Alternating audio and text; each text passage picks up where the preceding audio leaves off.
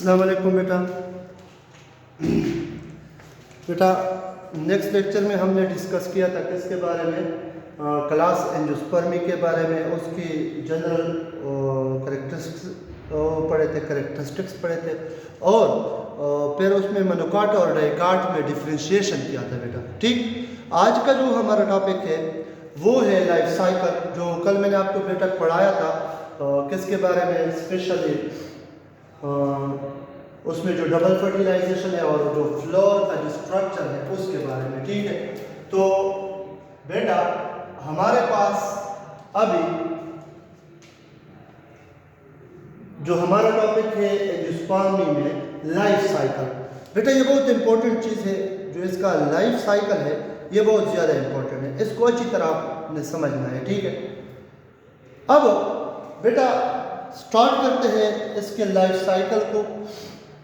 Life cycle किस तरह है बेटा, अगर आपको लेफ्ट साइड पे नजर आ रहा है, लाइफ साइकिल में हमेशा याद रखें बेटा, हम इसका एक मुकम्मल लाइफ डिस्कस करेंगे कि किस तरह वो सीड होता है, किस तरह फिर सीड से न्यू प्लांट बनता है और न्यू प्लांट किस तरह मैच्योर हो जाता है, स्पोरोफाइट जनरेशन बन जाता है, फिर वो किस तरह उसमें गेमीट्स बनते हैं, स्पोरोफाइट जनरेशन फिर किस तरह गेमिटोफाइट जनरेशन में कन्वर्ट होता है और फिर गेमिटोफाइट अगेन किस तरह स्पोरोफाइट जनरेशन में कन्वर्ट होता है। मींस इसमें अल्टरनेशन ऑफ जनरेशन भी है, हेटेरोस्पोरस भी है। ठीक है, तो अगर आपको ये सबसे पहले जो आपको नजर आ रहा है स्पोरोफाइट है मैच्योर टू एंड, कल हमने बेटा पढ़ा था कि इसमें सेपल्स होते हैं, पेटल्स होते हैं, कार्पल होते हैं और स्टेमन। सेपल और पेटल ये इसकी प्रोटेक्शन करते हैं, ठीक,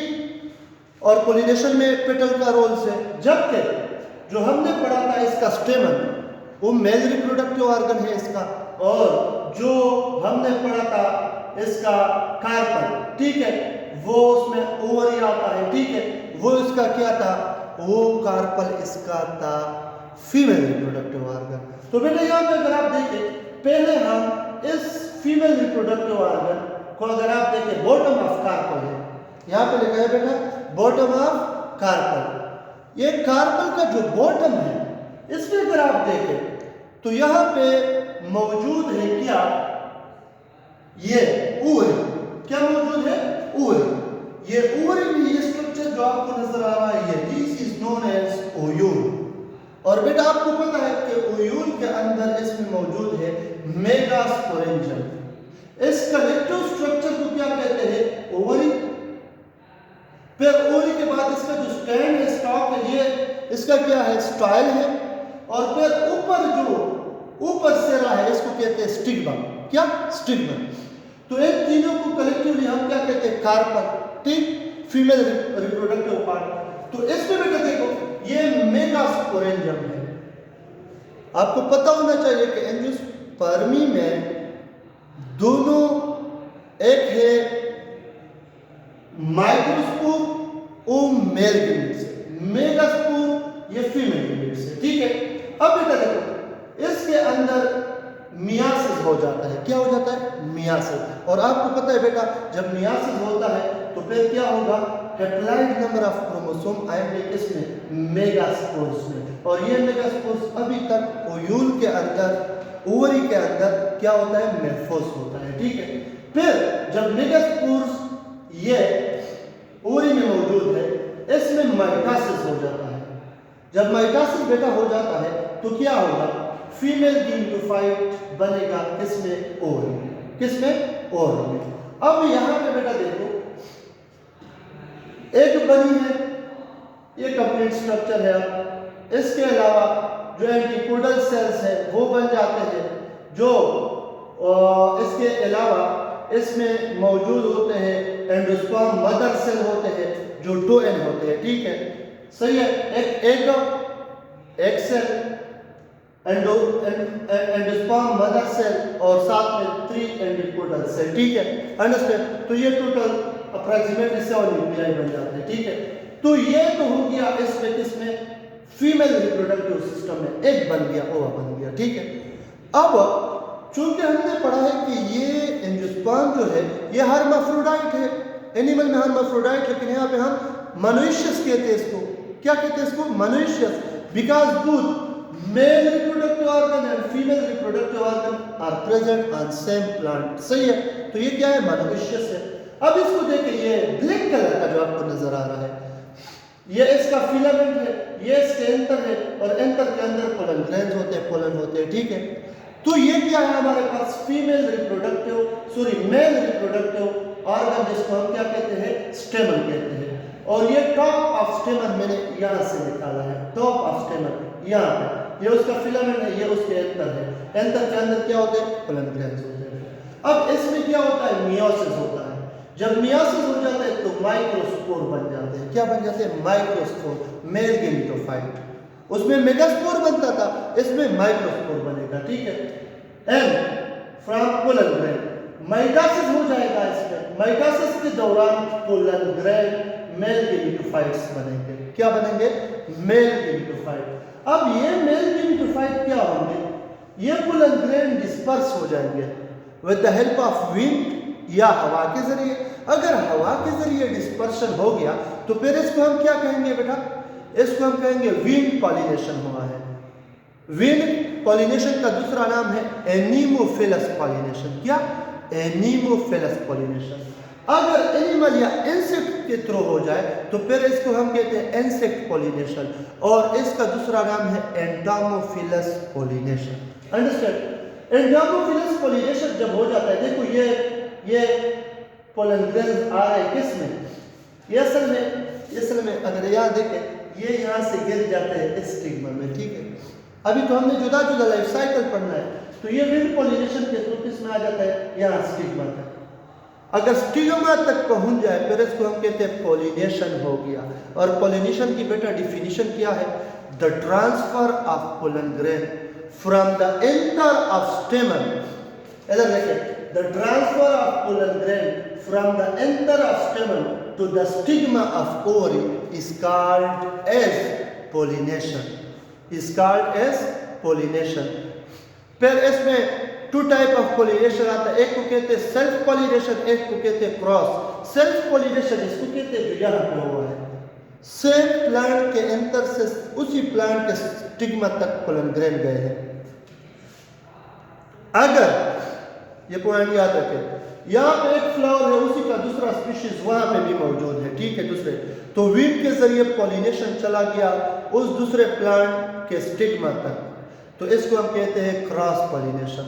क्या कहते हैं? क्रॉस पॉलिनेशन, ठीक। अब जब ये पॉलिनेशन हो जाता है तो pollen lands near female gametophyte, produce pollen tube and sperm. कैसे बेटा? ये पोलन ग्रेन्स नहीं है, ये टू टाइप ऑफ न्यूक्लियस में कन्वर्ट हो जाता है। गौर से सुने इस पॉइंट को, बहुत इंपॉर्टेंट है बेटा।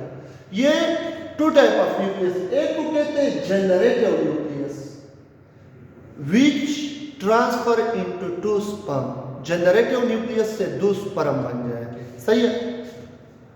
और एक है ट्यूब न्यूक्लियस, वो क्या बनाएगा? पोलन ट्यूब बनाएगा। ये पोलन ट्यूब, सही है, क्या बनाएगा? पोलन ट्यूब बनाएगा। अंडरस्टैंड? जो पोलन ग्रेन्स आते हैं ये two type of nucleus generate करते हैं, दो स्पर्म बन जाते हैं, टू स्पर्म। अब क्वेश्चन अराइज होता है कि दो स्पर्म की जरूरत क्या है यहाँ पे? क्यों दो स्पर्म बनते हैं? एक स्पर्म एक ओवा को फर्टिलाइज कर सकते हैं, लेकिन बेटा मैंने कल आपको पढ़ाया था कि एंजियोस्पर्म में एक कॉमन फिनोमेना है जिसको हम कहते हैं डबल फर्टिलाइजेशन।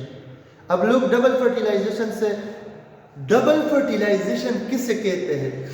जरा सुने इसको बेटा, ये डिस्कस करते हैं, ठीक है।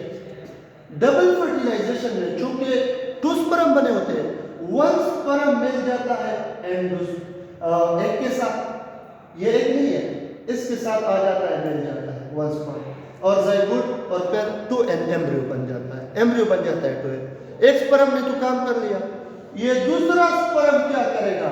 ये फ्यूज न्यूक्लियस नहीं है, या एंडोस्पर्म मदर सेल जो है जिसमें दो न्यूक्लियस है, ठीक है, ये एंडोस्पर्म मदर सेल है। एंडोस्पर्म मदर सेल के साथ मिल जाएगा और फ्यूजन न्यूक्लियस बनाएगा, या फिर इसको हम कहते हैं 3N एंडोस्पर्म। 3N endosperm. ये क्यों बनता है बेटा, याद रखें हमेशा के लिए, ये 3N एंडोस्पर्म का काम क्या होता है, जब तक एम्ब्रियो सीट के अंदर होगा, ये न्यूट्रिटिव टिश्यू है, ये 3N एंडोस्पर्म या फ्यूजन न्यूक्लियस, ये न्यूट्रिटिव टिश्यू है, ये उस एम्ब्रियो को न्यूट्रिशन देगा ताकि वो मर न जाए। आप लोगों ने देखा है कि सीड्स 1 महीने 2, 3, 5 महीने तक इसी तरह पड़े रहे, फिर उसको दोबारा आप सॉइल में रख दे तो एम्ब्रियो बाहर निकल आता है, वो जिंदा रहता है। क्यों? क्योंकि अल्लाह ताला ने उसके लिए पैदा किया होता है 3N एंडोस्पर्म, जिसको हम कहते हैं न्यूट्रिटिव टिश्यू। तो ये बेटा हो गया यहाँ तक, ठीक है। पोलन ग्रेन्स, जनरेटिव न्यूक्लियस और ट्यूब न्यूक्लियस। अब बेटा स्पर्म ट्रेवल करेगा down growing pollen tube to reach egg में आने की कोशिश करेगा। अब ये फेनोमेना तो हो गया ये लाइफ साइकिल। अब जाइगोट बन गया है। अब देखो एंडोस्पर्म, ये देखो ये क्या है, ये एंडोस्पर्म 3N न्यूट्रिटिव टिश्यू। एक स्पर्म का मिलना किसके साथ mother cell, endosperm mother cell, जिसमें 2 न्यूक्लियस होते हैं। तो ये 3N endosperm form nutritive tissue in seeds. सही, ये तो बन गया। ये क्या बना है, ये जाइगोट बना है 2N। कौन सा? वो एक स्पर्म जो इस एक के साथ मिला था, उसने क्या बनाया है बेटा, जाइगोट बनाया है, जाइगोट, ठीक। अब ये फिनोमेना जब हो जाता है तो इसके बाद माइटोसिस होगा। इसमें क्या होगा, माइटोसिस। माइटोसिस के दौरान क्या होगा, ये ओवरी नहीं है, ये डिवेलप हो जाएगा, इसके बाद से फ्रूट बन जाएंगे। क्या बन जाएंगे, फ्रूट बन जाएगा। क्या बन जाएगा, फ्रूट। ये देखिए फ्लावर, ये ओवरी स्वेल हो जाता है इसके बाद, और क्या बन जाता है, फ्रूट बन जाता है। जब फ्रूट बन जाता है, फ्रूट, तो उसके बाद ये देखो fruit develop from ovary containing seed, इसके अंदर सीड भी होता है, और इस सीड के अंदर क्या है, न्यूट्रिटिव टिश्यू है 3N endosperm, nutritive tissue 3N endosperm, और साथ में एक एम्ब्रियो है जिंदा, जिसको हम 2N कहते हैं, ये एम्ब्रियो है। सही है, ये एम्ब्रियो सीड्स के अंदर मौजूद होता है। अब बेटा जब ये इसके अंदर मौजूद है, फर्टिलाइजेशन हो गई, ये यहाँ फर्टिलाइजेशन हो गई, जाइगोट बना, ठीक है, पॉलिनेशन ऊपर हो गई। अब इसके बाद एक और फिनोमेना है जिसको कहते हैं जर्मिनेशन। जर्मिनेशन बेटा किसे कहते हैं, कि ये सीड डिस्पर्स हो जाएगा। ये सीड क्या हो जाएगा, डिस्पर्स, या विंड के जरिए, या एनिमल्स के जरिए, या इंसेक्ट्स के जरिए। जब डिस्पर्स हो जाएगा, इसको सॉइल मिलेगा, favourable condition, temperature, water, oxygen सब कुछ मिल जाएगा। तब तक ये 3N एंडोस्पर्म जो न्यूट्रिटिव टिश्यू है, ये इसको खुराक देगा। तो ये एम्ब्रियो क्या होगा, ये सीड बस्ट हो जाएगा और जर्मिनेशन हो जाएगी। बेटा जर्मिनेशन किसे कहते हैं, जब सीड के अंदर इनएक्टिव एम्ब्रियो ट्रांसफर हो जाए इनटू एक्टिव सीडलिंग। ये छोटा सा पौधा जब जमीन से बाहर आ जाता है, इसको हम कहते हैं जर्मिनेशन या बीज का उगाव। बीज का उगाव सॉइल में रखा है, सॉइल में मौजूद है, और वो जब फर्स्ट दिन पे निकल आता है, तब इसको हम क्या कहते हैं, जर्मिनेशन ऑफ सीड हो गई है। जर्मिनेशन ऑफ सीड में जब हो जाती है, ये क्या बन गया, डेवलपिंग स्पोरोफाइट 2N। ये डेवलपिंग स्पोरोफाइट है 2N, ये फिर कन्वर्ट हो जाता है mature sporophyte 2N, mature sporophyte 2N। अब ये फिनोमेना दोबारा शुरू होगा। ये जब मैच्योर स्पोरोफाइट बनेगा तो इसमें अगेन एंथर बनेंगे, स्टेमन और ये ओवरीज, जिसको आप कार्पल कहते हैं। दोबारा ये फिनोमेना होगा, ये होगा, और इस तरह ये साइकिल रिपीट होता जाएगा। बेटा इंपॉर्टेंट चीज क्या हमने बताई, जो एग बना और इसके साथ एंटीपोडल सेल बने 3N, और इसके साथ फ्यूज न्यूक्लियस या मदर एंडोस्पर्म सेल जिसमें 2 न्यूक्लियस होते हैं। सबसे इंपॉर्टेंट चीज ये और ये है। क्यों? क्योंकि जो स्पर्म आएगा एक से मिलेगा, जाइगोट बनेगा, एम्ब्रियो फर्टिलाइजेशन होगा। दूसरा स्पर्म किसके साथ मिलेगा, एंडोस्पर्म मदर सेल के साथ, और क्या बनाएगा, 3N एंडोस्पर्म या न्यूट्रिटिव टिश्यू बनाएगा। और ये न्यूट्रिटिव टिश्यू क्या करेंगे, फ्यूचर में किस काम आएंगे? इस एम्ब्रियो को जिंदा रखेंगे, सही है, जब तक उसका जर्मिनेशन ना हुआ। ठीक, ये इंपॉर्टेंट चीज है। डबल फर्टिलाइजेशन हमने पढ़ा, डबल फर्टिलाइजेशन, ठीक। तो these are all about class endospermy life cycle.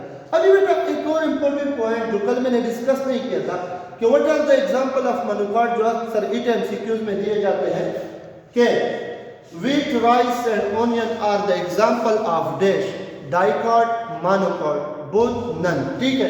तो उन एग्जाम्पल को जरा सुने कि उसमें मोनोकॉट में कौन से एग्जाम्पल आते हैं और डाइकॉट में कौन से आते हैं। बेटा मोनोकॉट में सुने, गार्लिक आता है, गार्लिक, ऑनियन आता है, व्हीट आता है, राइस आता है, मेज आता है, बेम्बो आता है, डेफोडिल्स आते हैं, ऑर्चिड्स आते हैं, शुगर केन आते हैं और पाइन एप्पल, ठीक है।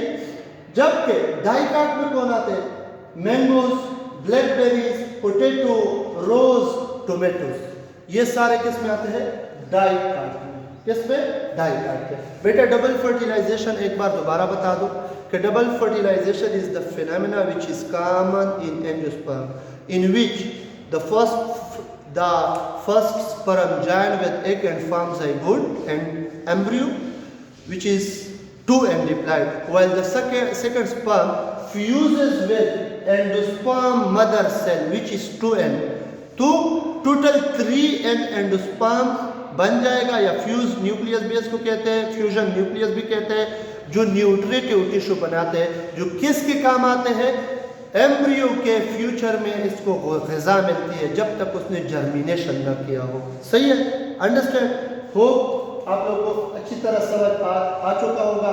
इंशाल्लाह नेक्स्ट लेक्चर में हम क्या पढ़ेंगे? इन्फ्लोरेसेंस पर ये चैप्टर खत्म होगा। बेस्ट ऑफ लक, दुआओं में याद रखें। अस्सलाम वालेकुम।